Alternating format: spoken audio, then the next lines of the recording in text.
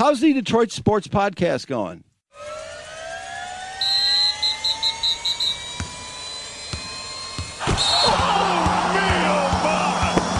This is the Detroit Sports Podcast Network.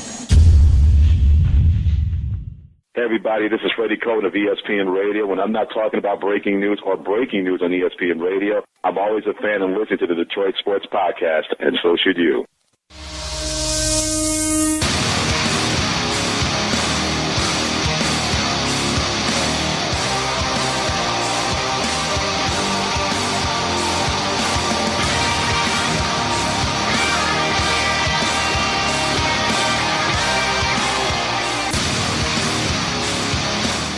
Episode 241 kicking off. Adam the Jock Strozinski joining me here in studio. I am the Doc. Welcome to another taping of the Doc and Jock podcast. Everything going on at the network is really great. I can't wait, to share this story with you. The way the last week went for me, it was an epic birthday week.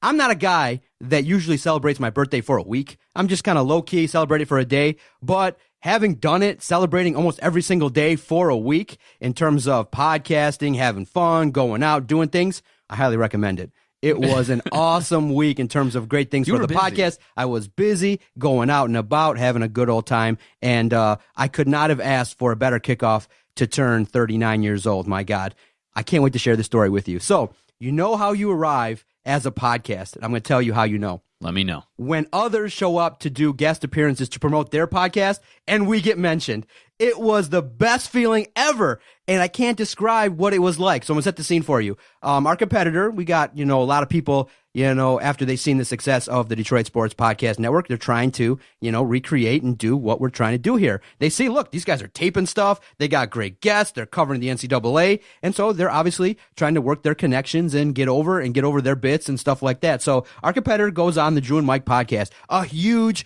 non-sports podcast, because Drew just likes to, emphasize and clarify that he's a non-sports podcast. He's an entertaining dude that's been on the radio and now has transitioned. He's seen the light and does a daily podcast, and it's heard by a lot of people. Drew's got a huge fan base. So I want to play this for you. Area. So another podcaster goes on his show, and Drew ribs him. It is great in that we get a mention on another dude's appearance, and it's the best feeling ever to play this for you, man. Check this out. But we got to have a retort, too, because some dude gave us a little bit of his opinion with an F-bomb. But we'll play it back. Don't worry. Charlotte sings this all the time. The Dan song? With insert name, yeah. Oh. Hello? So, hey, Dan. How you doing? Hey, what's up, guys? I'm doing well. How are you guys? Great, man. How's the Detroit Sports Podcast going? Well, first of all, Drew, you're repping the wrong network. What? You're repping our main rival. They do a good job, but they are our rivals. Fuck them. Rivalry. No.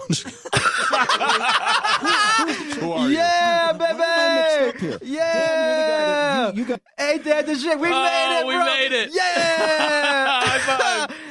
That's awesome. How's the Detroit Sports Podcast going? I'm so pumped. Ain't that the shit? Oh, my God, that's great. So you don't underestimate what happens when you get a free plug from the Drew and Mike podcast. I love how they don't even edit that out. They're like, nope, we won't even start over. Let's just go. No. The best part, no, Drew did it. You know he did it to rib Dan. That's the best. And they said nice things about us, so I'll say, Dan over there at Sports Radio Detroit, they do a good job. It was so funny to hear that. In that you think you're sitting there listening to it, because I'm a fan of all podcasts. The best part was Dan, like, he kind of froze for a second. He was like, great. What? He got ripped.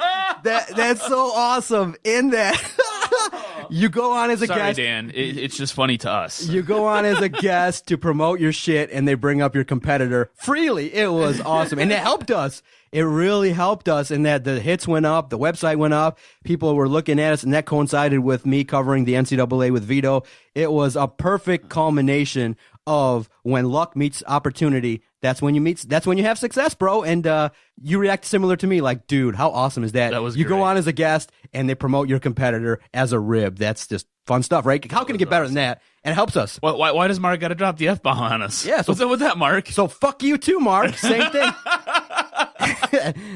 How long are you going to ride the coattails of Drew, man? Start your own thing. Oh! Oh, shots fired. We love them. And by all accounts, Mark's a good dude, just friendly rib, but good stuff. Vinny loves Mark. Vinny Yeah. loves Mark. So I've never met Mark in person, but I hear all good things about him. Vinny loved him. He thought he was great, dude. Exactly. So, Oh man, that's great, dude. He just that was Feels awesome. good, right? That was awesome. Yeah. All right. You're like, I'm gonna set this up for you. I'm gonna set this up for you. He's gonna be great. I was like, all right, cool, whatever. And you play it. You're right. It was great. I couldn't have asked for anything more. That was awesome. the only thing that would have been awesome is you're like, okay, so tell me what it's like hosting a show with John and Adam. But he said it. It helped us. So thank you, Drew. We greatly appreciate it. We love the way you think, and we love the rib. It was awesome. Great stuff. How's the Detroit Sports Podcast going? Well, what's not awesome? The outcome for the Michigan State Spartans. The more we get away from it now, a couple days, the worse it looks because people are looking at Syracuse going, dude, that's the worst team in the tournament. But you got to give credit to Jim Boeheim. He's not a bum. The dude knows basketball. The dude knows how to take less than stellar talent and turn them into amazing, an amazing product out there on the court. Now, obviously, offensively, that game set back basketball decades, but in terms of Wait, which one set it back further? Was it the Oakland game versus Both. was it Cleveland or was it the Michigan State game versus Syracuse? That's what people are telling me. I'm the offense killer, being that I love defense and things like that. But the platform is if you don't have supremely talented offensive talent that can score a lot of points, you run a zone and you perfect it, and you're able to dictate to the opposition how they're gonna go at you. Syracuse forced Michigan State into their game, and it was unfortunate, seeing that. But in the end, Michigan State had the opportunity. They were able to do some things versus the zone, but when it came down to it, they didn't make the proper adjustments. They didn't play the right people the right amount of minutes, and Tom Izzo, rightfully so, is taking a hell of a lot of criticism for the amount of time certain players like Nick Ward, Jaren Jackson played, and by inserting a dude named Ben Carter. Unfortunately, that dude's name has been, bantied about as to why the dude's on the court, but in the end, what Tom was thinking, but when you go out and execute a game plan, it doesn't work. You're starting to see, oh my God, these guys are not hitting shots. By halftime, you go into that locker room, you're like, okay, we're going to do everything we can to get Bridges inside, Ward inside, Jaren Jackson inside. We're going to take no more threes. They started jacking them up at a higher clip. There was a sequence there in that game where it was like Cassius Winston at the top of the key for a three, miss. Get the rebound, which Michigan State was able to dominate in terms of both rebound, offensive and defensive rebounds. They were able to get the ball back. Bridges shoots up a three, miss. They get the ball back again. Cassius Winston at the top of the key again, miss. McQuaid played 21 minutes, and that guy sat there and he jacked up 7 3-pointers. He made 1. We started analyzing the live stats and going, why are they jacking up so many threes? And once you notice that you can't hit them, you got to change it up. You got to go inside. You got to start hitting the mid-range game. And I think obviously the first point that I think you and I are going to start tackling is it was Tom Izzo's worst performance in terms of execution of game plan, the game plan that he decided to utilize going into it. He allowed Syracuse to dictate to his Spartans what they were going to do offensively, and you can never go into a game doing that. And it's surprising because I really felt like maybe that Michigan State was nervous, they didn't feel confident. Everyone was pointing out like Michigan State doesn't look like they're shooting with any sort of confidence. At this point in time in the NCAA, you should have been the bad boy on the block, show up there and do some things. The only really, exciting moment was Miles Bridges in that thunderous dunk, which everybody was hoping as a last gasp was going to help Michigan State go through, but it just didn't work out. Michigan State succumbed to Syracuse, and it's probably, people are saying, the worst loss of Tom Izzo's career. It ranks up there in terms of a performance that we didn't expect from Tom Izzo.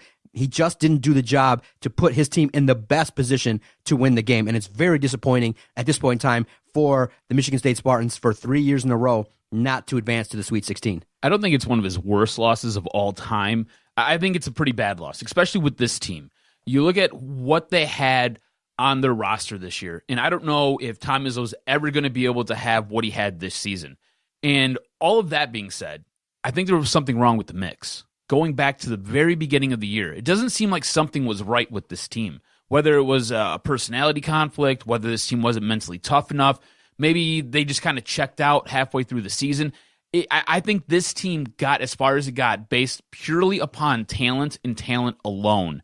They just didn't have that extra gear to go to when things got a little bit tight, things got a little bit tough. They didn't have the oomph or the gusto to kind of dial it in and just kind of push through whatever it was that was kind of holding them back and If you look at their losses, that loss their losses to Michigan, right? Completely outplayed. It looks like they had no heart during large stretches of those games. You look at the game against Syracuse, again, same thing. It's like they panicked. And like you said, they went to shooting three-pointer after three-pointer after three-pointer. And instead of getting inside and battling for the ball and then going up strong with it, you get the ball, get the rebound, which is bravo. Okay, you got the rebound. You did it against the zone, but whatever. You got the rebound, and then you quickly kicked it back out to shoot up another three. No, get the ball, put it on the floor, and then go up and go strong to the hole. If anything, you're going to get fouled, and then you're going to go to the line. Tom Izzo's biggest issue with this game was he got their bigs in trouble early. Syracuse played with foul trouble almost the entire game. And you don't attack those guys? You don't force those guys to sit there and foul you and then to go sit on the bench? You don't get those guys to foul out? Why? They had guys who were playing with 3 and 4 fouls to start the second half. And you're not going to attack them? I mean, this team, Syracuse, is basically built around 2, maybe 3 guys that can score, and the rest are just guys. Like, you could go to your local rec center and just get some guys who know how to dribble a basketball. That's what Syracuse has. That's what that team was that beat Michigan State. Michigan State has possibly 2 guys that are going to go in the top 5, top 10 in the lottery. Let that sink in. Let that sink in for a minute. You've got elite talent playing against some guys, and some guys beat you. But let me ask you this, and it's a thought that's been running through my mind. I beat you at home. Since Michigan State. It was a home game. Since Michigan State lost the game. Do you just feel like, we're a little bit hard on a bunch of young talent on that Michigan State team? Remember, Bridges and Jaren Jackson, a sophomore and a freshman. You're counting on these dudes in the biggest of moments at home. There's a lot of factors that contributed to that loss. Obviously, Tom Izzo being a major one. At the same time, they weren't able to crack the code of Jim Boeheim in that 2-3 zone. Do you use it as an excuse? Do you give them an opportunity to say, look, they're a young team. Had they had one more year together, that this team could have been lethal and dangerous? And at the same time, too, they were missing that senior leader that at the crunch moment could hit that shot. They just needed basically a couple shots to fall. They weren't blown out of the contest. They just, throughout the entire 40 minutes, weren't able to consistently hit outside shots. And you just kind of feel like they needed that senior leader. They needed like a Draymond Green just to rally everybody together, calm things down when things got a little bit dicey.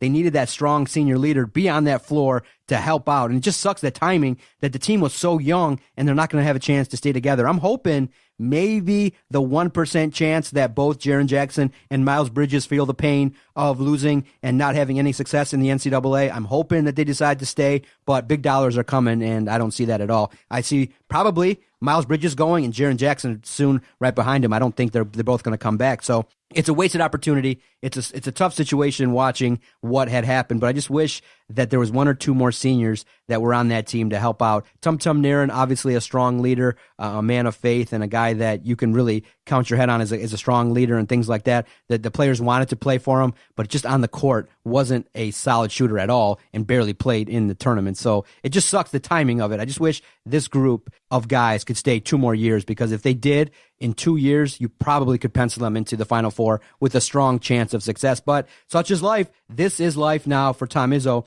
in that if you're going to play this game of going and getting these young cats, you got to coach them differently. You got to play them. You got to ride them. You got to play them 40 minutes all the way through the season. And I think you and I are both kind of seeing it, that in Tom Izzo's recent past, in terms of using Deontay Davis, was on the bench versus Middle Tennessee, just staring out, watching the biggest upset in Michigan State history. You see what happens with Bridges and Jaren Jackson in the recent past with players that are supremely talented, one-and-done type players. It doesn't seem like Tom Izzo is utilizing them properly. I think there's an issue in how he uses them. Yeah, I don't think he knows how to coach 5-star guys, and I think that's a big issue. Going back real quick to your senior leadership, a third of this roster was constructed with upperclassmen. So you had juniors and you had seniors on this roster. The problem was none of those guys were really good enough to start. Yeah. I mean, all those guys got usurped by either freshmen or sophomores. Right. So your senior leadership was on your bench. And that's where the big issue comes in. You didn't have anybody who was good enough. I think this team lived through what they lived through last season. That should have been enough to get them dialed in and get them focused and for them to come back on a mission. And they didn't do it. They just didn't do it this year. Miles Bridges, Nick Ward, Deontay Davis, like you said before, Izzo has, I think he has trouble getting through to those guys or connecting with those guys to sit there and find that right button to push to get those guys to show up and be the baddest man on the court every single game. He can do it with a guy who's a little bit undersized, a guy who's maybe not as good, a guy who was maybe overlooked by a Duke or overlooked by a North Carolina or even a Syracuse, He's able to get through to those guys. It's real similar to what Mark D'Antonio does with his football team. He's able to put a chip on their shoulder and instill this mentality that you can't mess with me. And if you think you can, I don't care that you're bigger, I don't care that you're stronger, I'm going to bring it and I'm going to knock you out. He can't do that with these guys who have basically been given everything to this point. Now you're taking a 5-star guy and you're like, look, you're on the same level as all these other guys. And the 5-star guy's like, yeah, okay, cool, right. Sure, coach. When the game's on the line, you're going to give me the ball. Don't worry about it. I already know how this works. He has an issue trying to get this connection to them. He needs to go sit in on what Calipari does. Calipari's entire roster is filled out with 5-star guys. They're all one-and-dones. They're all on the take. They're all doing something stupid. He gets those guys. He beats those guys down in such a manner where they understand what he's talking about, and they're able to perform for him. Tom Izzo doesn't have that. I don't know if it's just he's missing that tool in his toolbox. He just can't get through to these guys and get them to perform the way that he wants them to perform. That's an issue because new college basketball, it's one-and-dones, right? That's how you got to build your team. That's the most talented players. Yeah, the most talented players want to get to the NBA the fastest. But I'm hoping maybe if there are some sweeping changes, the one change I wowould be down for is the 2-and-done. Jaren Jackson would benefit from staying one more year with Michigan State. I think that is something that 2-and-done, baby. That college basketball has to look into. Yes. You need to force these players. It's going to help everything out. Think about it this way, right? It makes basketball programs that much better, and it makes the NBA product that much better. The only issue I have with forcing these guys to stay 2 years is the one and done makes college parity so much greater. You know what I'm saying? Because we just witnessed history this past weekend. You just seen a 16 seed beat a 1 seed. And not by a last-second shot, by destruction. Just destroyed them. And that team was loaded with juniors and seniors. Those are guys who sat there and fought and struggled, and they basically took a program from the bottom to getting to the tournament and then beating the number 1 overall seed. In that situation, I do think Virginia is not going to be frowned upon greatly because they do have an out. One of their major players was injured prior to the tournament. So I do think it's a major upset. They did get their ass kicked, but I think history will treat them kindly because of the parity, and 2, one of their players was out. Virginia's garbage. Virginia's garbage. It would have happened earlier. It would have happened earlier, yes. But every year they get in there and they always get popped. But if this would have happened 5 years ago, I feel like it would have been worse. I think they're going to get a pass. As time goes on, I think that most people now we're ready for this to happen. In terms of what's going to happen with Virginia, first time ever. It was awesome.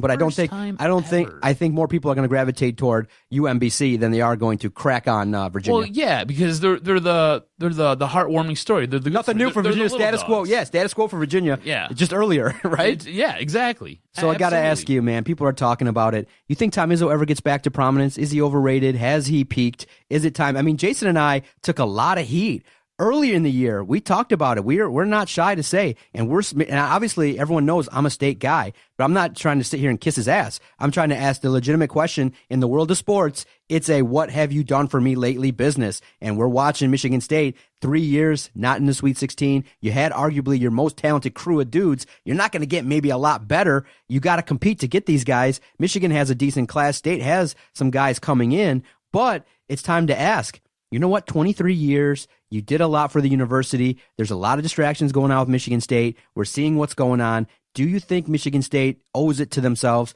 to maybe even seriously look at replacing Tom Izzo? I mean, it's not one of those things where Tom Izzo's ever going to just step down. I think he's a fighter. But at the same time, the university also has to do its due diligence in saying, look, have you peaked? Can you get better? Can you do things for the university? If you're not going to win, can we tolerate these distractions? And it might come out that, all of this stuff regarding, his players and what he knew when, it might turn out to still be in Tom Izzo's favor. But at the same time, it still caused a huge distraction to the university. And so the factions, the higher-ups have to decide, is Tom Izzo worth it to keep on? And I do believe he still has a lot of respect nationally. People do view him as a Hall of Fame coach. But right now, no spring chicken. It's a young man's game. 63 years old.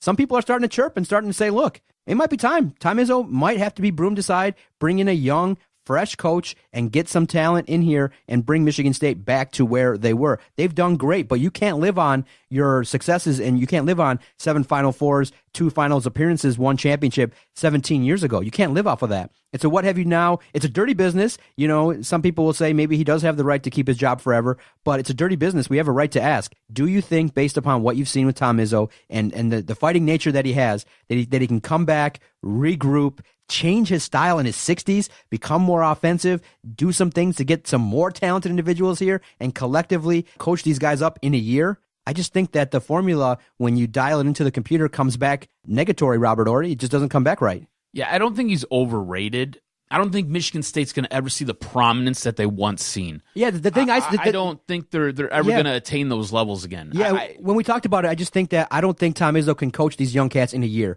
He's a 4-year coach. Yeah. In 4 years, if Bridges and Jackson stayed, they would have won something. Yes. But in 1 or 2 years, I don't think his system works. I think he has to evolve much quicker. You know what I'm saying? I think he's trying to, but I think the game has kind of passed him by a little bit. I think he can evolve, and I think he can get there. This is a really hard question because I really respect what he's done. Yeah, that's great. Great resume. Right. But we're talking about going forward. We're not talking about his resume. His resume speaks for itself, but going forward, year 2018, 2019, 2020. At this pace, I don't think he ever wins another national championship. Yeah, it sucks, right? And more to what you said, he needs you here at least 3 years. To really pass on what he wants and what he needs you to do, he needs you here for 3 years.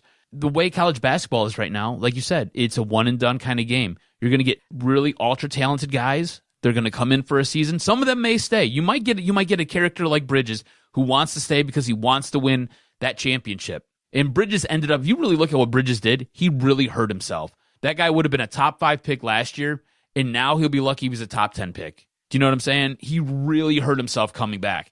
That's why it's when you have a really good season like Bridges had last year, you just go. Just go. There's no point for you to come back. Take the money and go. He could have sat there, he could have blew his knee out this season, and then what? Where would he have been? He'd had $1 million life insurance policy, so he'd made $1 million, but that isn't going to sit there and compare to what he would have made over the course of his NBA career. But there is also value in terms of speaking to the media, learning about the how to be a professional. I do think the way he came off was very polished, very professional, and I do think he did mature over the course of the last 12 months. And unfortunately, you know what also helps with all that? What's that? When you get drafted to the NBA and your organization sends you to classes for all that, that works too. It doesn't cost you a dime. Yeah. At the same time, too, though, let me ask you this: you're still sitting with fat pockets. But if you know you're going to be a top 15 pick, you're likely to go to a team that's going to suck for a minute. You are. So the experience of winning 30 games is still fun at the same time. When you're 19, 20 years old, getting into a team, maybe if you go to the Pistons and you're on the road, look at Luke Kennard. You think he's going to describe this year as fun for him? If he had an opportunity to stay in college, he would have enjoyed it much more than playing for the Pistons. A guy like Miles Bridges, I think there's value in getting 30 wins, hanging out with the boys. There is a camaraderie. It is something hard to break. And you did get that sense that it is, when you watch a group of guys that are on a team, that there is a sense of camaraderie. It's hard to break, but yeah, of course, $20 million and a bunch of money and guaranteed money and all that lifestyle. It's time. I think Bridges is going to go. I don't think he's going to come back. It would shock the world even more if he does come back, but I think he needs it. I think he'd benefit from it. He can be the overall number 1 pick, but it's not going to happen. I don't know. He really hurt himself this year. Just the way he played. There's so many questions about him right now, whether it be his heart, his desire, his ability to take over a game. You didn't question any of those things last year. No. And this year, those are just immediately 3 red flags right off the top. Yeah. Not even talking about his actual, his physical game on the court. I mean, those are just personality and characteristic traits right there. All right, let's transition. Let's talk about this little... Let's talk about the good team. Yeah. Let's talk about this little piece of production I did here. We'll play it 30 quick seconds. You did some production? Oh, of course. Look at this. I learned how because I kept seeing all these highlights being added to music. It takes a lot of work, so it's hard to do. But I figured out a way to add music to Twitter highlights. And check this out. This is obviously the play of St. Patrick's Day, the play of the tournament. I had to watch it at the bar, and I had to watch... I was like, of course, you know what I do? I hate myself for it, but I still do it. I was texting Vito. I didn't do it to you, but I was texting Vito. Vito's the new guy I troll. I'm like, ha, ha, ha, ha, as Houston was about to hit 2 free throws. Thank God. Yeah, no, because, you would have popped back and been like this. But I learned how to add some music. So this is my little production of Jordan Poole is Cold. So the pass is going to come from Livers. He rifles it right across the goal. That's a cool extra pass.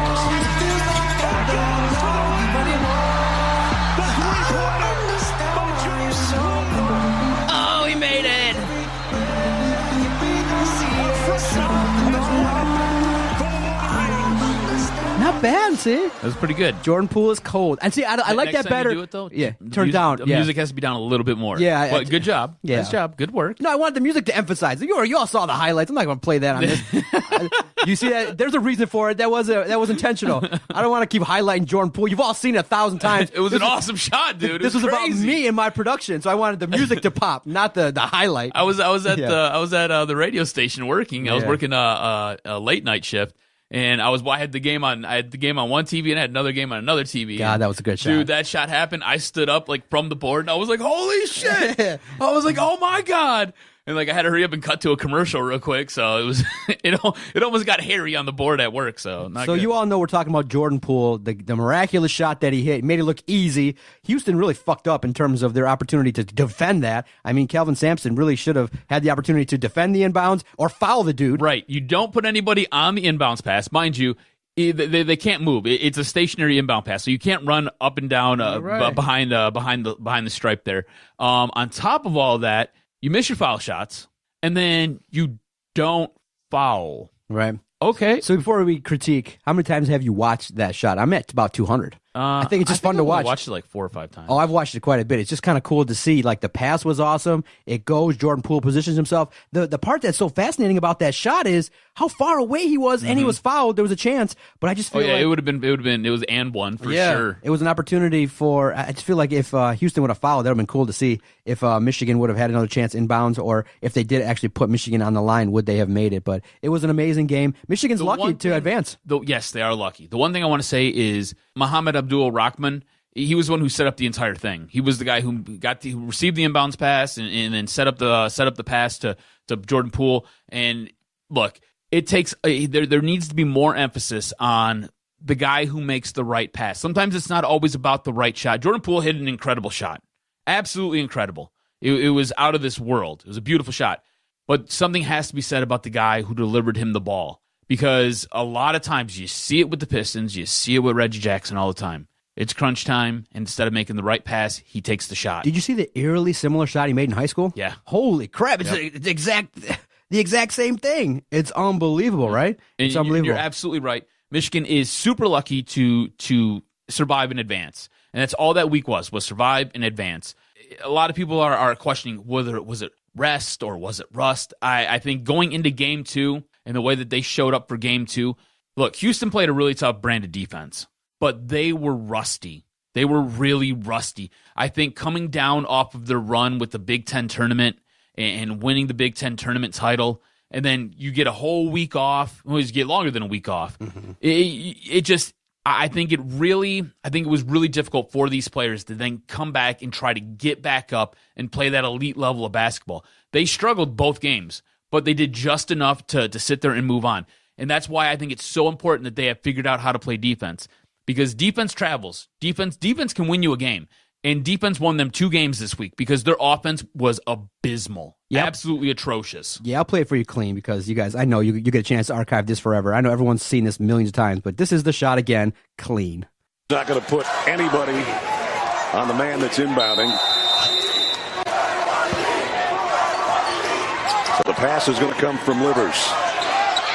He rifles it right in front of us to Abdul Rahman at midcourt. Extra pass. And it goes for the win! The three-pointer by Jordan Poole. A freshman has won it for the Wolverines.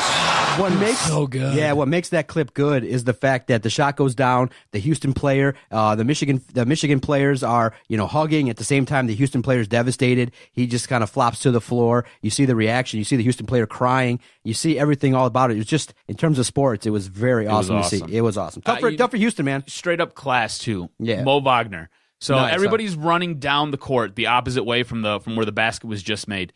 And Mo's running too, but he hurries up. He crosses half court, and he sees one of the Houston players right there on the sideline looking super dejected and basically lost. Like, what the hell just happened? Runs over, puts his arm around him, tells him good game, gives him a little bit of a hug and a tap on the butt there. And look, super class, all class, Mo Wagner, for sure. For sure. Going forward, I think Michigan has to find a way to get Mo Wagner involved. Yes. And he's got to become a dominant force. I think he was the main reason why this team struggled so much in these two games. When Mo's going, it's really hard to defend this team, and everybody finds open looks. When Mo's not going and he's sitting on the bench because he's in early foul trouble, this team struggles. It's almost stagnated. So he's got to get going. Rockman's got to get going. Once those two players kind of get their legs underneath them and they're able to hit a couple early baskets, I think the entire offense changes. I think they find a rhythm. They get up and down the floor. They got that confidence where they'll sit there, they'll jump back and hit those threes. That's what has to happen going forward now. Has to happen for this tonight, team. About 7:30, 7:40-ish, Michigan, Texas A&M. How confident are you that they can advance? Okay, so here's the thing with Texas A&M, right? Texas A&M early in the year was a top 10 team. They had a lot of issues in the middle of their season, and that kind of derailed where they were going and what they were doing. All of a sudden, they've gotten healthy right before tournament time, and they've seemed to have pieced some things together. Their coach has gone on record and said this team has just grown up. They're younger players, the guys who were supposed to be bench players, and now they find themselves either in the starting lineup or they're playing more minutes, have just grown up and have physically matured and mentally matured, and this team is light years ahead of where they started early in the year. The same thing with Michigan. You can say the same thing about Michigan, especially with their defense evolving as the course of the season has gone on. So you can't sleep on Texas A&M. They're one of those teams that I believe are an underseeded, what are they, a 7 seed? So an underseeded 7 seed right there. You can't sleep on them. I think Michigan wins. I think they figure it all out. I think it's going to be a really good game. I really think it's going to be a really good game. I think Michigan wins. I think at this point for Michigan, looking at what's going on, because that South bracket is just destroyed. There's nothing there. Like, what the hell's going on there, right? Kentucky might be the strongest team to come out of there, and there's no guarantees that Kentucky comes out. So I think if you can get by Texas A&M, then you probably have to get by Gonzaga, and then you just got to take care of Kentucky. I think everything points to Michigan making it to the finals. They just have to play a really good game tonight, and they've got to play a really good game then on Saturday. They just got to get this train going in the right direction, and I think that all starts by getting Mo Wagner the ball early and getting him some shots and getting him in his feel-good stage. Understood. I think that Michigan's ceiling is high. It's set up for them. You just hope that they go out west and they perform well. Look, if you make shots and the other opponent just keeps making shots with you and you play a good game, you just don't want, I think what Michigan fans fear most is you just don't want to play a bad game. You want to just play your best peak because you've gotten lucky so far. You hit the miracle shot. You've played 2 bad games in advance. Now step up, show what you got, hit those threes, do what you can do, really defend, and really, you got to get some guys getting back at it. You got to get Mo Wagner back. You got to get Mars shooting the threes. You got to get Duncan Robinson involved. You got to get guys that were kind of playing a little bit better in the Big Ten tournament kind of back on track. And I think Michigan fans are excited. They see an opportunity. They have a realistic opportunity. Don't poo-poo them. They got a realistic opportunity to get to the final game. But I do think, obviously now what I'm rooting for is get to the finals and lose. That's what I'm rooting for, baby. The ultimate pain. Do you realize that on that half of the bracket, like that side of the world, they're the highest seed? Yeah. They're the highest seed. The only seed that comes close is Gonzaga, who's a 4, right? Gonzaga's a 4. Yeah, Gonzaga's a 4. And if you beat them, there's nobody left to really challenge you. It's all you.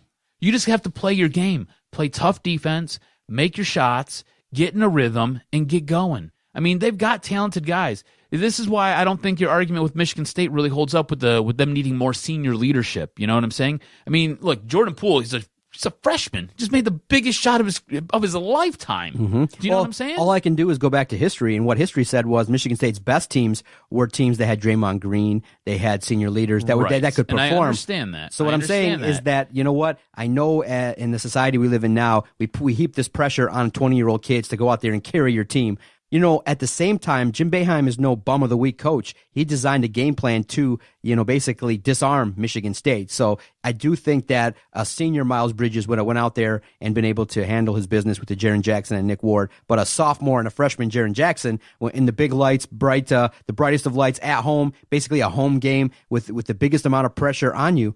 It's a lot. And then Jim Boeheim actually cracked back on maybe the decision for Michigan State to be put there. In his presser, he said, based on the shots that Michigan State took late to try and get back in the game, he said there is something sometimes where the pressure is on a team when they're playing in basically a home environment. And he said, you know what? I think sometimes it was good for us to be here at Little Caesars Arena, and it was a detriment to Michigan State because maybe they kind of froze a little bit playing in front of friends and family, all the pressure, basically playing a home game to try and get to one of your biggest goals, to get to the Sweet 16. So Jim Boeheim kind of interjected his little opinion there, maybe passive aggressively saying, "Oh, look, you put Michigan State here at home." So there's a lot of factors that go into it, and sometimes we need to step back and say, remember, Miles Bridges ain't a grown man. It's a 20-year-old kid trying to get out and advance his team against a zone that, for whatever reason, that's Tom Izzo's kryptonite. So basically every team should just play the zone against Michigan State and see if you can get some turnovers, see if you can get Michigan State to go into some offensive lulls. That's the key. That's the kryptonite for Michigan State, is go to a zone and see what happens. Oakland tried it, and they were able to keep it close.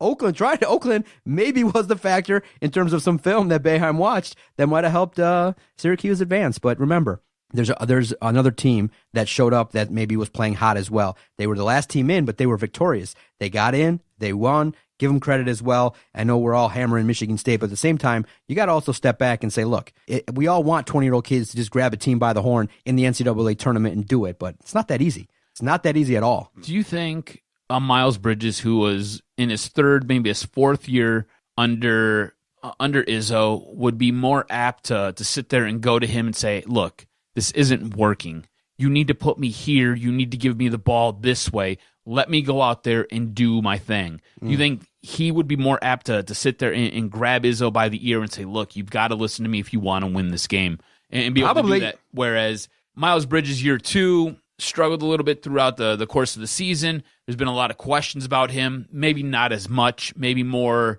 I don't want to say. I don't know. You just what the right word to use here. Yeah, you just need at least. You needed a lethal shooter other than Cassius Winston. You needed a dude to make shots. And I think once we started saying, if this team is, we said it, just us. We said it. If you're counting on Cassius Winston to open up that offense, good luck. It's going to be a situation. He had to make those shots, and he didn't. It's just one of those things that happens, and maybe that'll help Cassius Winston. That'll help the younger players as they advance and develop some grit. So we shall see what happens. I can't wait for the round of. I can't wait for the Sweet 16, and I can't wait to see who's going to come out into the Final Four. Could be Michigan, man. It could be good stuff. Yeah, it could be. All right. Hopefully, fingers crossed. All right, let's take our first time out. We'll come back. We got to talk about the Detroit Lions. What the hell's going on in free agency? They making some moves.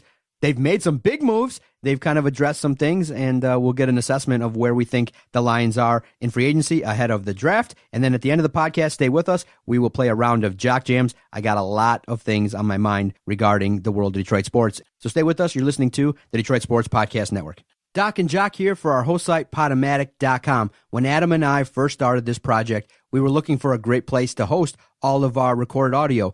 We would not have grown to the level of success that we've had if we didn't have a great host site. So if you're looking to start a brand new podcast and you're like, okay, we want to record, we want to put up great audio, we want to get great guests, we want to build up a great following, we recommend Podomatic. Why? Super easy. Adam and I, we have verbal warfare every single week. All the hosts here, we record, we have fun, we entertain. Then we just take all of our recorded audio and we quickly upload it to our host site. Then we generate a great link so that all of our supporters in this country and even overseas can listen, so that when we have great guests and we can share our links with them, they can play it super quickly. That's what's most important with podcasting. Imagine if we sent out a link to the likes of one of our great guests and they play it and they're like, it's stalled out. It doesn't work. We use Podomatic because whenever we've had a great guest on, we've shot them over a link. They're able to share it with their supporters, and that's how you grow. You got to have a product so that people can listen to. And Doc and Jock, Adam, Vito, Jason, Steve, all the hosts here, we're going to recommend one host site and one host site alone.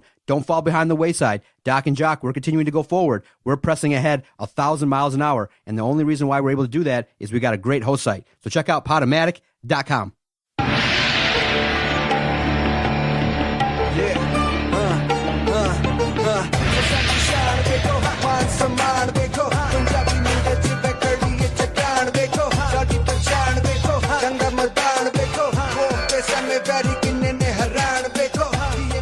Major signing alert, cuz. The Detroit Lions brought on LeGarrette Blount.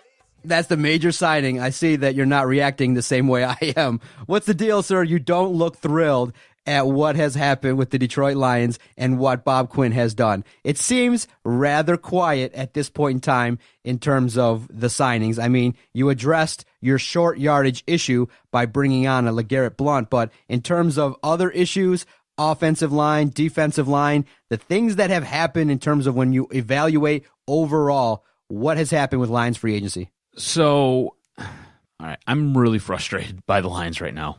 Like I'm incredibly irritated by what they've done throughout this free agency, and I better be wowed by the draft because what they've done so far gives me no warm fuzzy feelings on the inside for this team going forward next year. And if you're just going to kind of wave the white flag right now for this upcoming season just so you can get into next season, I'm not having that. This team that they had going into this offseason was competitive. This was a team with some tweaks. You could sit there and you could challenge for a playoff spot. You could maybe get into the playoffs and possibly be disruptive if Matt Patricia is what we all believe and hope Matt Patricia to be. What you've done during this free agent period has been abysmal. Running back, all right? Running back. Let's talk about the offense real quick. Running back has been an issue for this team for years. 4 years, okay?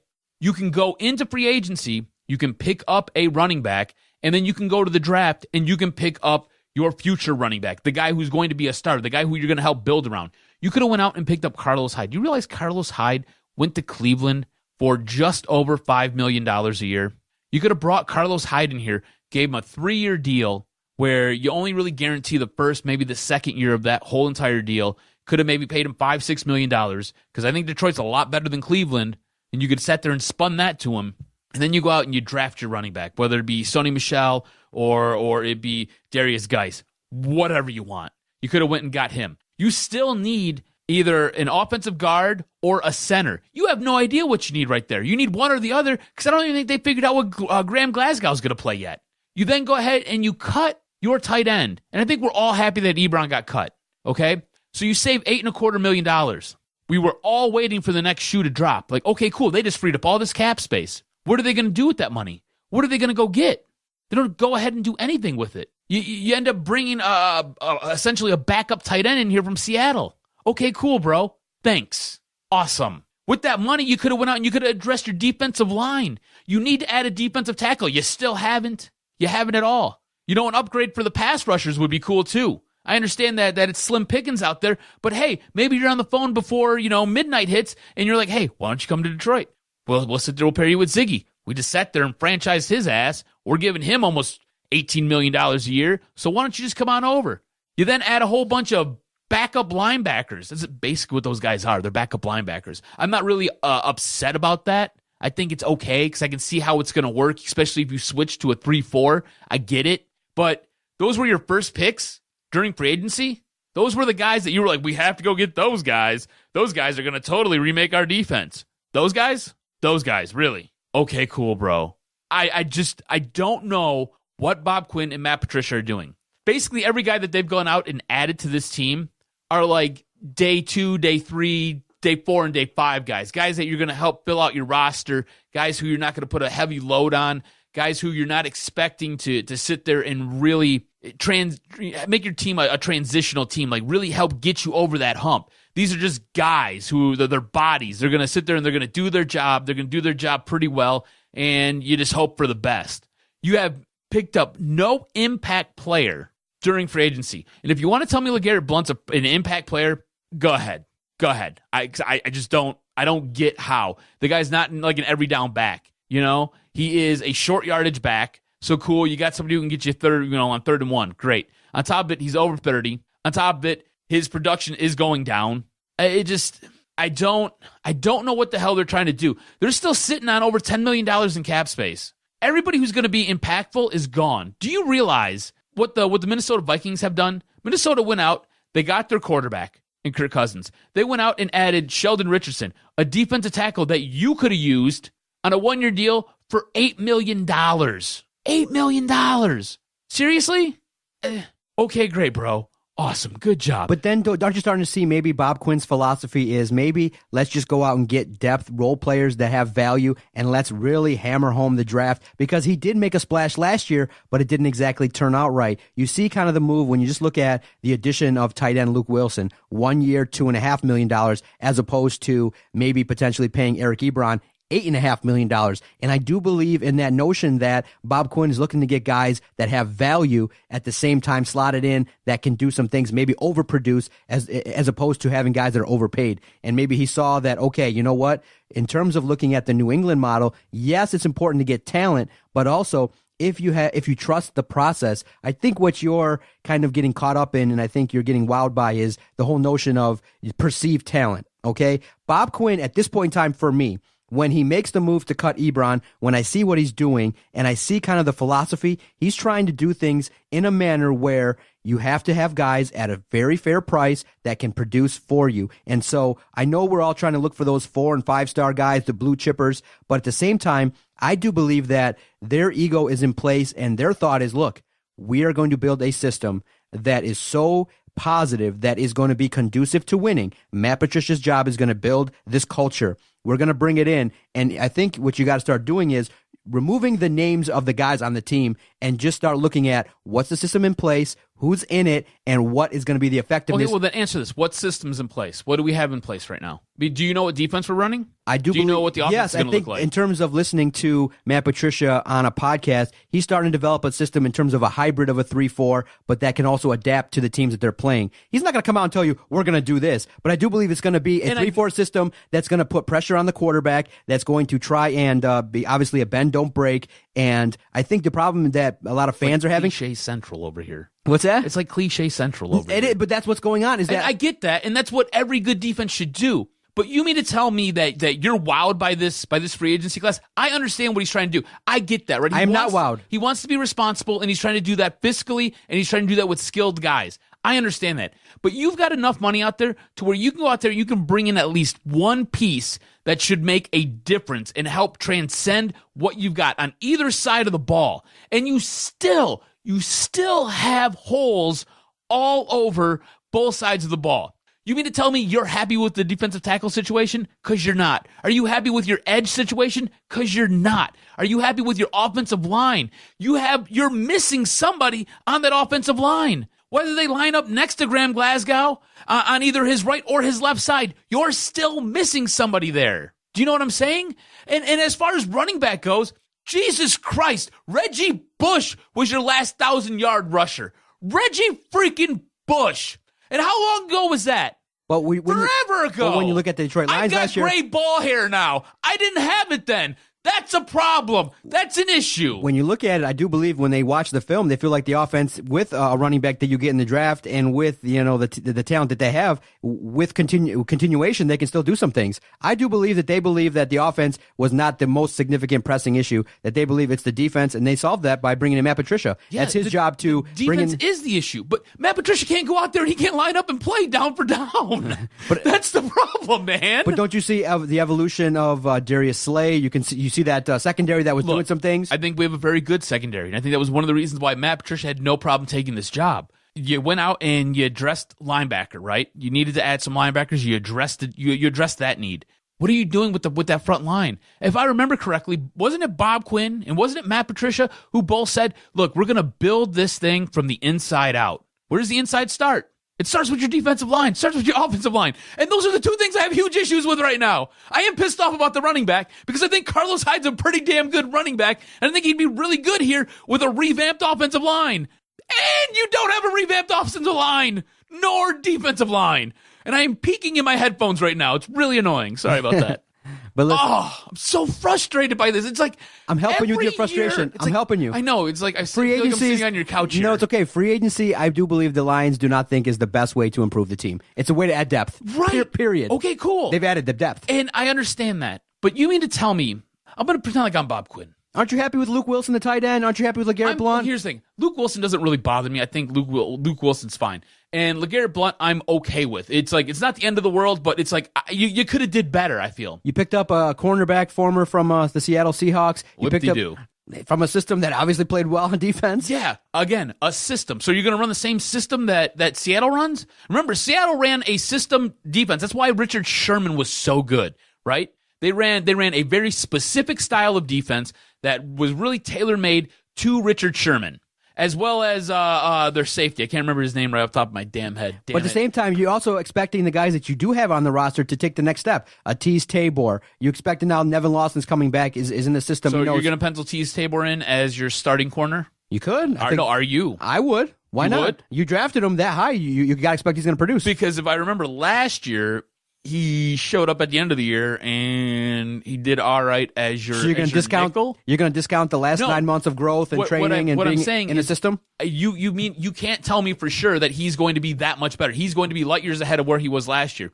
Because if he comes in and he's anywhere close to what he was last year, I'll tell you that. Yeah, I think he's going to be light years ahead with Matt Patricia. He's going to present the force. So you're putting you're putting all of your fate and all of your hope in Matt Patricia. Matt Patricia is the and only Bob reason. Quinn. The marriage of Matt Patricia and Bob Quinn keeps me talking to you. It doesn't do it for me because players play the game. Your coach is coach. If Matt Patricia and Bob Quinn could put capes on and could go out there and fly around the field and be superheroes, then they'd do it and we'd win a Super Bowl. But they can't do it. All they can do is bring the guys in who have to go out there and do that. And I think this team would look a lot better with a running back like Carlos Hyde. You maybe upgrade your offensive line with a new offensive lineman, and you go out there and you pick up a guy like a Sheldon Richardson or a Dontari Poe. I don't know why you can't go out there and get Dontari Poe. The moment that Eric Ebron was cut, I was like, oh, shit, here comes Dontari Poe. Where's Dontari Poe? Oh, wait, Dontari Poe just signed a new deal with somebody else not named the Lions. And that's my problem. Okay, so if they would have done it differently, looking at what they've done versus what they could have done, is there a name or two that you saw besides Carlos Hyde that fell by the wayside that you said, okay, they should have brought him in? Yeah. Who's that? Sheldon Richardson. Okay. 8-year deal or a 1-year deal for $8 million. Dontari Poe. That's another guy you could have went out and got. He's on a deal with the Panthers, and it's going to be between $9 and $10 million. So that's a little high for me. So I probably would have went out and got Sheldon Richardson. I mean, if you look at what the teams in this division did, look at the teams that are here, the guys that you have to play 2 times a year. You look at what Minnesota did. You look at what the Bears have done, and you look at what the Packers have done. All of those teams have gotten substantially better by adding talent and quality players at positions of need. You have positions of need here. You need to fill out your defensive line. You need to fill out your offensive line. A running back would be nice. You don't have to do it. LeGarrette Blount, like I said, I will take him. He's not the guy I wanted, though. He was not my 1A. I think he was like 3C. Like there were guys way ahead of him. Okay? So I get that. You don't add anybody to your offensive or defensive line. You sat there and you went and you got some linebackers. You threw them in there. You picked up a cornerback. You picked up a backup tight end. There were guys out there that you could have went and gotten and could have addressed to help this team. Guys who could come and fit in. I mean, unless you're putting all your eggs in one basket and you're like, oh, and Ndamukong Suh's coming back. Are you going to be happy about Ndamukong Suh coming back? No. I mean, the guy's a giant jerk. And look, I understand every now and then you need an asshole on your team. Every now and then you do. Usually I'm the asshole on all of my teams. It's just the way it works. I don't know, guys. I'm just kind of a dick. I can't help it. All right? So every now and then you need an asshole on your team. And he is that guy. He is the biggest one in the group. But that guy's going to whoever's going to pay him the most. He's already come out and said that. He doesn't care who he plays for. He doesn't care if he plays for a winner. He doesn't care what's going on, what scheme it is. He's going to play for a paycheck. And you don't have the money to get him. So what are you doing? Now, our love of mock drafts continues. Let's check in with CBS Sports. I like the one that you sent me this week in that there is some value. The Detroit Lions in this mock draft on CBS Sports have the Lions trading with the Tennessee Titans, moving down from the 20 spot to the 25th spot, taking Darius Geis, running back. Now, very interesting mock draft in this situation here at CBS Sports. Looking at who he has at the top, he's got Josh Allen going number 1, Saquon Barkley 2 to the Giants, Josh Rosen, major trade by the Jets, moving up, kind of showing some balls, kind of getting some heart. They got some. They made a move to move up to get that quarterback. Dude, they had Jets to do it. Gave up a ton though. Yeah, but they have to. That's what you got to do to get to number 3. Sam Darnold number 4, Baker Mayfield 5 to the Broncos. Does it surprise you that there's like 4 quarterbacks that go in the top 5? That's the key position everywhere that you see when you look at the NFL draft. If you need a quarterback, you draft it. Yeah. And in this class, many people are very high on this class. Rightfully so, or you think that when you look at it, overrated, underrated, or just where it needs to be with this kind of crop of quarterback talent that's coming out? I think it's going to shake out to be pretty decent. I think it's going to be at least 2 are going to be good, right? I think it's going to be okay. It just seems like there's a lot of guys up at the very, very top. Normally when there's this many quarterbacks, there's not this many guys up at the top. I really feel like you could just kind of throw a dart and whatever it hits, you're going to be like, okay, yeah, let's go with that guy. So it's weird. And the thing about this mock draft that we're talking about, there's a couple trades in it. The Cardinals move up to number 4 to draft Sam Darnold with Cleveland. So Cleveland ends up falling back. So that's why you've got 4 quarterbacks going in the top 5 picks there. But yeah, a lot of quarterbacks, man. And again, like you said, I think at least 2 of them are going to be really good. It's going to be interesting to kind of see how this shakes out. Roquan Smith goes number 10 to Oakland. What else do we got here? We've got Vita Vea. That's a guy who I've been pretty high on. He goes number 17 to the Chargers. And then you have your trade at 20, like you said. So you're going to trade back with Tennessee. I think we'd all be ecstatic if the Lions could trade back and still go out there and pick up a guy like Darius Geis. I'm getting, the more and more this goes on, the more and more I'm getting sold on Geis. Yeah. So I think, now again, this doesn't go on to explain what they would actually be getting back for the trade, but I believe if you're going to fall back 5 spots, you're probably going to get a 4th round pick, maybe a 3rd round pick, depends.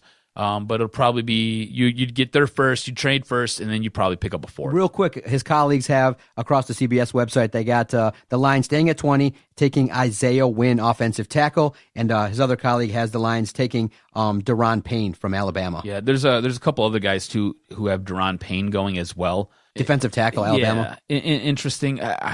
It's a position in need, right? Mm-hmm. It's a position in need. It's what they have to do. I think Vita Vea is one of the guys who's going to be like a top 3 defensive tackle. So I think Daron Payne's kind of in that mix as well. You know what the Lions are in need of, and I was just thinking about this as we were talking about mock drafts. The Detroit Lions, just as a fan base. Now, look, the organization's not interested in what I'm saying in terms of what the Lions need, but in terms of what's happened in recent drafts, when's the last time you just jumped out of your seat and were like, "What the fuck? Yes!" I think what the fan base is in need of is a huge trade up. Yeah, Saquon. We just need that kind of moment where we're just like, yes, that moment where the kids, you see they pan into the crowd, the kids like chanting, Mm-hmm. we're all high fiving, and I just kind of fear like the fans kind of are tired of just when the draft comes, just going okay and just debating back and forth. What the Lions fans want is that home run. Well, let me ask you this: so if they stay at 20, right? It's going to be okay. They don't move up. They don't move down. But they do get Darius Geis.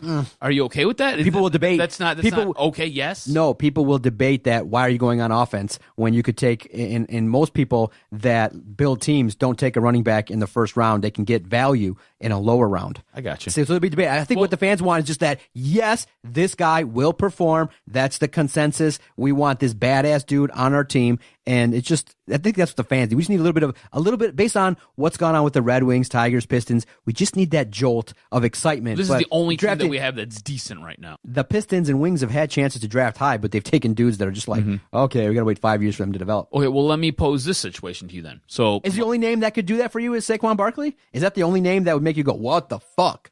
They'd be like, wow. Yeah. Is that the only name? I mean, yeah. I'd do it if they drafted a quarterback. That'd be cool.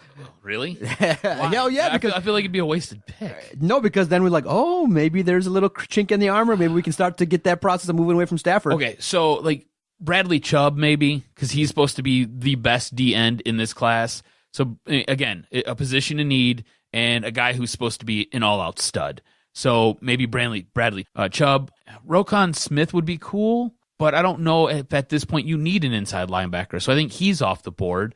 Yeah, I mean, really and truly, it's Saquon. Saquon, because like he's a savage. Like the guy's a beast. Like you go get Saquon Barkley and you pair him with LeGarrette Blount and Theo Riddick. Oh my God.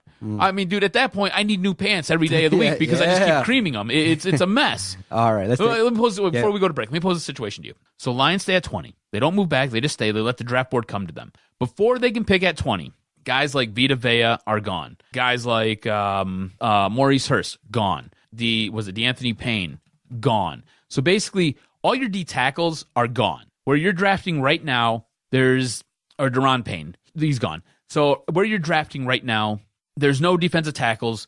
There's really nothing there as far as an edge because it's a really bad class for edge rushers. Darius Geis is there. You take him. Does that make you go, all right, yeah. Look, we all know they need the running back. I would say, potentially speaking, that they're taking the guy that everyone knows is going to be the guy that they're going to give the ball to. But still, I would say that I'm kind of hoping they go and address the defense because I think the offense wasn't really the main problem. I mean, when you looked at the Lions in 2017, they were able to score. They were able to do some things. What hindered them was they were always coming from behind. And I just felt like, you know what, in terms of the greater good, you should draft defense. I think that'll get you farther ahead with a new defensive coach. it's obviously running back is a position of need, but I'd like to address, for me, my preference is to address other positions of need on the offensive line, defensive line. So obviously the likes of a Deron Payne or others that are on the defense, I would be okay with. Would you be okay with the Lions drafting either a guard or a center at 20? Yeah, of course. Would you prefer Yes. if there's an offensive tackle, would you prefer them take an offensive tackle? Yep. I think start with the trenches as always. And No, but you have to pick which position on the offensive line. I would say, so offensive tackle, guard, offensive tackle, or center. offensive tackle. I'd always go offensive tackle. Yep. Always. If you have the chance to get an offensive tackle, always get an offensive tackle because an offensive tackle can then move inside and play guard. They usually can't play center, but they can move inside and play guard. So you've got a guy who can now play essentially 4 positions on your offensive line. And I think that's a not only a value pick, I think it's intelligent to do that, and on top of it, it adds depth. You got it. Let's take our final time out. We're going to play a round of Jock Jams. We're going to hit on the Pistons, Tigers, Wings. You're going to like it. Stay with us. You're listening to Doc and Jock on the Detroit Sports Podcast Network.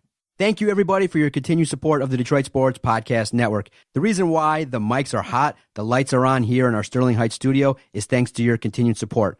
Free and easy way to support the network. Visit our website, DetroitSportsPodcast.com. It's the hub of the operation. It's where you can go take care of all your online shopping needs. You can find out what show airs when. Check out who's hosting these funny, entertaining Detroit Sports podcasts. We greatly appreciate the support. Adam and I are checking the numbers every single week. We're able to cover great sporting events. We are able to grow and continue our reputation as not just another podcast, and we greatly appreciate it. Thank you for your continued support. Again, free and easy way. Go visit DetroitSportsPodcast.com.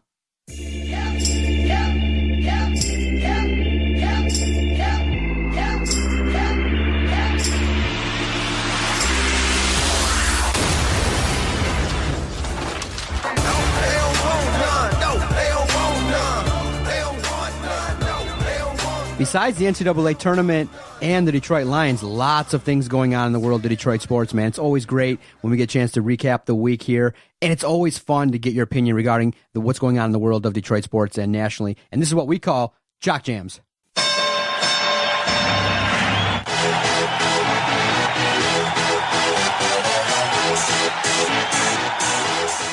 Because Reggie Jackson's back. The season has been saved. Woohoo! Couple wins in a row for the Pistons, maybe just their final spark of life. But we're not talking about Reggie Jackson. We're talking about a report that came from the NBA reporter Mark Stein, and the report said that Arn Tellem, Chauncey Billups are being pursued to take over the front office for the Pistons. Interesting nugget that came out. The Pistons have already come out and said, this is not true. Chauncey's kind of refuted it. But what would you make of the combination, the tag team of Arn Tellem and Chauncey Billups running the Pistons? Yeah. I mean, it's kind of how I feel about it, right? Like, I like Arn Tellem. I like Chauncey. I don't know that's the direction I necessarily want to go in for the guy who's going to take over after Stan Van Gundy, especially with what this team has or what it doesn't have. It doesn't have a first-round draft pick going into this year's draft. It's basically maxed out as far as cap space goes and salary goes. So I think the next guy who's going to come in here really has to be able to break down what this team has to try to rebuild it, because I don't think it's in a position where it's going to really go forward. I mean, yeah, you got Blake Griffin, and if you listen to Tom Gores, he's a star. You got Andre Drummond, and Tom Gores loves Andre Drummond. Like, that's his butt boy. Okay, after that, you really don't have a whole lot else. I don't think Reggie Jackson's very good. I think you agree with me there. The rest of the team, they're just kind of bits and pieces, and you don't have the necessary commodities to sit there and be able to add what you're going to need, which is draft picks. There's no way you can trade anybody to get more draft picks. Nobody's going to trade you anything to get draft picks, especially the draft picks that you want, which are in the top 10. So I don't know if Chauncey Billups or Arn Tellem are going to be able to come in and facilitate the rebuild that I want. If I was Tom Gores, and I'm not, because if I was, Stan would have been fired a long time ago, you need to take some time after you make a decision to move on from Stan Van Gundy, and it already sounds like he's made that decision. Take some time, go out there, talk to people at Golden State, talk to people at San Antonio, talk to people at Oklahoma City. Go out there, grab their assistant general managers or their backups their vice presidents of basketball operations. Go to these organizations that know how to win, that know how to build teams. I mean, you remember what Golden State was? They were garbage, absolutely garbage. San Antonio's basically built a dynasty for the last 20-some years. And yeah, a lot of it has to do with Pop, but there's other guys that have learned at his knee. Go grab those guys. Oklahoma City. I mean, we talked about this weeks ago. Go out there. They've got an assistant general manager who I think would fit in great here. And then as far as coaching goes, because I do believe you need to have a separation of power. You can't have the same guy who's going out buying the groceries and then cooking dinner for you. You can't have it. You've seen how disaster it was with Stan Van Gundy. What is it? Damon Fizdale's out there, right? Go pick him up. He's a pretty good coach. I mean, there are guys out there. You can go get guys. All that being said, if Chauncey's the guy, that's the guy who Tom's going to go with because he's like a hometown son. He's numbers in our rafters. We love him. I love Chauncey. If that's the deal, I'm not going to be totally upset by it. I just don't know how it's going to work. I'm not confident it's going to work because he has no experience at doing this. Now, he knows the game. He knows the game. You can listen to him break down the game all day long. He does an incredible job of that. He knows players. He can sit there and tell you who's good, who's bad. He knows basketball. I just don't know if that's the guy who I want to be my next general manager, especially taking over this ball of yarn, because it is a messy ball of yarn. Hitting on the Detroit Tigers, what are your thoughts on manager Ron Gardenhire choosing Jordan Zimmermann to get the opening day start? Yep, that's what I think right there. That right there is exactly what I think. Look, even Jordan Zimmermann has come out and he's like, I should not be starting this game. This is not for me. It should be Michael Fulmer. It should be him. He's the guy. Look, Jordan Zimmermann, it's going to be a miracle if this guy can stay healthy the entire year. You want to sit there, you want to go waste one of his starts on the biggest day of the year? No. Look, this is a game where everybody in the city takes off of work. Like, all production in the state of Michigan shuts down on this day. This is probably going to be the most packed Comerica is going to be, is on this one day, because it's going to be an awful season, and everybody's prepared for it. It's going to be crap. Why not give them the very best pitcher you have, and the guy who everybody doesn't necessarily mind paying to see? Give them Fulmer. Why are you going to give us Jordan Zimmermann? Why? Doesn't make any sense to me. I'm not like, oh my God, this is horrible, because chances are I might be hammered by the time the third inning rolls around, so it's all a blur to Jordan me anyways. Zimmermann will be Michael Fulmer. right. At least in my eyes. Man, Fulmer's giving up a bunch of home runs. That's probably what'll end up happening. That's funny stuff. So it's I don't like it, but I'm not the coach. That's what happens with Gardy. Gardy's your new boy. It's your boy Gardy. Finally. Looking like Santa Claus. You know, it's kind of funny, just kind of recapping the topics that we've had. I think this might be our maybe seventh Red Wings topic the entire year because of how bad they've played. It's been so bad. It's been so bad. There's nothing really to chomp on. I mean, you know, the only thing that you can talk about is every win that they get helping the team or hurting the team. But, you know, after 10 out of 11 games where they lost, are the Red Wings in full tank mode? Were you upset that they were able even to get the extra point in the shootout versus Philly? It's just one of those things where, woefully, we all know the Wings are not going to be in the postseason. They're going to miss the playoffs for the second straight year. How in the hell do we get the number one pick? How in the hell do we win the lottery is one of those things is that people want to know. But every time the Wings win, people message us on our Twitter page at Detroit Podcast. They're like, man, the Red Wings are always in that position where when they win games, it hurts their draft status from maybe going from being in the top 5 to being out of it in the top 10. And so people are just like, man. But after 11 games, 10 being losses, do you think the Wings are in full tank mode? What have you been seeing? I want to say yeah. I really do. But then I look at what happens against the Flyers on Tuesday, right? I mean, you basically need a miracle performance to pull off the W, right? You chase Mrazek, they put their backup in, and then you still need to go to a shootout to win the damn game, right? So I want to say yeah, but then you do performances like that where it's like it has me questioning everything. And with that win, you basically go from having the fourth pick overall down to 6. And you really hurt your chances of getting a top 3 pick and a number 1 overall seed. It was really stupid to win that game. I want to believe that Ken Holland knows what the hell's going on. I want to believe that he understands that they need to lose every game possible going forward. You want to try to catch Vancouver at this point, right? Maybe even catch Buffalo if you can. Right now, you're 7 points behind Buffalo. You know what I'm saying? If you can let Buffalo win just a little bit more, and then you continue to lose, I don't know, the next 9 games, just lose the rest of the way, all the way out through the season, you're going to have a really good shot at getting a top 3 pick overall, possibly getting that number 1 pick. And you want that number 1 pick. You really do. You really, believe me, you do. I watched some highlights of this kid, all right? This Rasmus Dahlin, he's a defenseman coming out of Sweden. Kid's sick. I've never seen a defenseman move the puck like a forward does. Like, if you remember everything that was good about Nicky and how good Lidstrom was, like, this guy's got hands like Sergei Fedorov and skates like him, but he's got the intelligence of Lidstrom. It's amazing. The kid is sick. If you get a chance, just Google him. He's outstanding. That's who you want. That's the guy you want.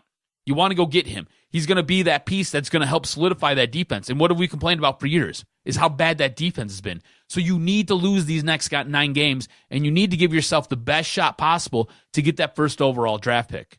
That's what you want to do. So I want to say that they're in full tank mode, but after watching what I watched last night, I don't think so. I just don't think they're a very good team. I really think when it comes down to it, they're not a very good team, and they don't know how to win, and they can't win because they don't have enough talent to win. So they're just one of those bottom feeder teams right now. Man, one of those things where you just kind of want the Red Wings season to come to an end. You just wish that you just basically want the season to come to end with less toxicity. It's just one of those things where the Wings are a team made up of guys that we just want more from. You see a team that, unfortunately, probably is doing their best, but when you measure up against the rest of the NHL, it's just not good enough. The stock is down, the buzz is down. It's just one of those scenarios where you watch the Red Wings and you say, well, okay, when are they going to lose out? What are the changes going to be in the front office? And more people, I think, are concerned with off-the-ice stuff than what's going on the ice. They want to know what's going on with Holland, what's going on with Jeff Blashill. I think you can basically start with Athanasiou, Mantha, and Dylan Larkin. Everybody else, start with 3 and blow the rest up. I think, yeah. But unfortunately, you can't. The contracts you've got to be able to roll a team out there for one. Yeah, you can't. And the contracts that you're saddled with, you're paying a lot of guys a lot of money. And I think the biggest thing that people realize is you can't start rebuilding until like 3 years from now. Yeah. That's what it is. You know what? If for some reason you don't end up with number 1, you end up with number 2, Andrei Svechnikov, he's pretty good too. All right. Like either way, you won't be upset. But you need to be in that top 3, preferably 1 or 2. If you go 1, you're going defenseman. If you go 2, you're going forward. So, and like, there's no way in hell Ken Holland can screw this up. Like, these guys are heads and tails above everybody freaking else. So, like, you can't mess this up. All right, let's get out of here. Great podcast recording, sir. Episode 241 in the books. A solid outing by Doc and Jock. Always enjoy it. Great stuff, sir. Thank you, sir. For the Jock, Adam Strozinski, I am the Doc, John Macaroon. You've listened to the Detroit Sports Podcast Network. Go Red Wings. Save that for the end. Go Red Wings. Keep losing. Vito Churko, Detroit Sports Podcast Network for Cassius. What was it like playing this first round game in Detroit? It was great. Look up there. I saw my brothers and my family. My grandmas and stuff was in the crowd. So, they don't get a chance to come to a lot of games, especially at this stage. So, to have the opportunity to play in front of them at this stage was amazing. This was locker room talk. Second deck. Sorry, Detroit. It didn't quite work out. And all I can say is Detroit Sports Podcast scores. I have voices in my head. They counsel me. They understand. They talk to me.